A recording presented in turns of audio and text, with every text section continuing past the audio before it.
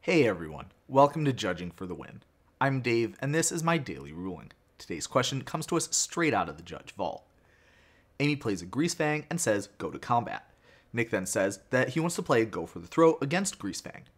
Amy puts Greasefang into her graveyard and then tries to play a can't stay away, targeting it. Nick says she can't do that because she already said that they're in combat, and the players call for a judge. How do you rule?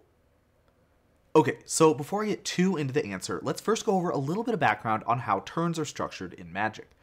The main phase, which is where you can play creatures and sorceries, is directly followed by the beginning of combat step, which is where Greasefang's ability triggers. Now, the game moves from one phase or step to the next anytime both players pass priority in a row without anything being on the stack. So that's what Amy was trying to do. We were in her main phase, and she said go to combat, indicating that she was passing priority with the intention of moving on to the beginning of combat step. At this point, it becomes less certain exactly what happened in the game. Nick said that he was casting a removal spell against Greasefang, but he didn't specify whether he was casting it during Amy's main phase or during the beginning of combat step. Both would be legal. This is important though, because the answer to the question of whether Amy can play a sorcery depends on whether we're still in Amy's main phase or not. Remember that the game can only move on to the next step or phase if both players pass priority in a row with the stack empty.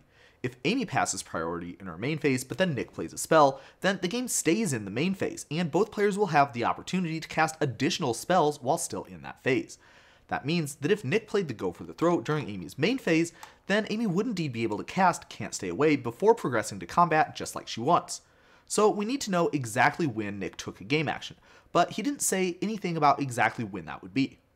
Normally the go-to solution in cases like this would be to just ask Nick what he was planning to do. Unfortunately, he has also gained some information since then, which might affect the answer that he gives to a question like this. If only Magic's policy documents define some sort of default assumption that we could make in cases like these.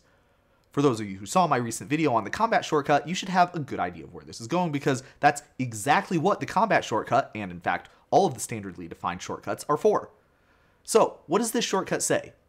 Well, normally if a player says go to combat and that player's opponent takes an action, then the assumption is that that action is taking place in the beginning of combat step. But we can see that there is an exception for the case where it affects whether a beginning of combat ability would trigger. This is indeed applicable to Nick's Go for the Throat, so we can say that this spell was indeed cast during Amy's main phase. Accordingly, Amy is allowed to cast Can't Stay Away to revive her Greasefang before going to combat, just like what she wants. Let's notice that it still is definitely legal for Nick to cast a Go for the Throat during Amy's beginning of combat, although the first opportunity he would have to do so would be in response to the Greasefang's ability. The shortcut policy doesn't take options away from any player. It just specifies a default assumption that can be applied in cases where it comes up. If Nick wants to act in a way that differs from that default, it's his responsibility to make that clear. Before I sign out, I wanted to talk a little bit about how I would handle this at regular rules enforcement level.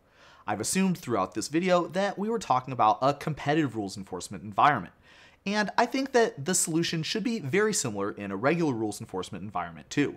Hypothetically, the shortcut policy that I detailed is actually valid for all Magic tournaments regardless of rules enforcement level, and I don't think that there's a big enough difference in between regular and competitive in this sort of situation that I would want to have a different fix. But that's all I have for you today. How did you do? Join me again next time for another daily ruling, but until then, I hope you have a great day.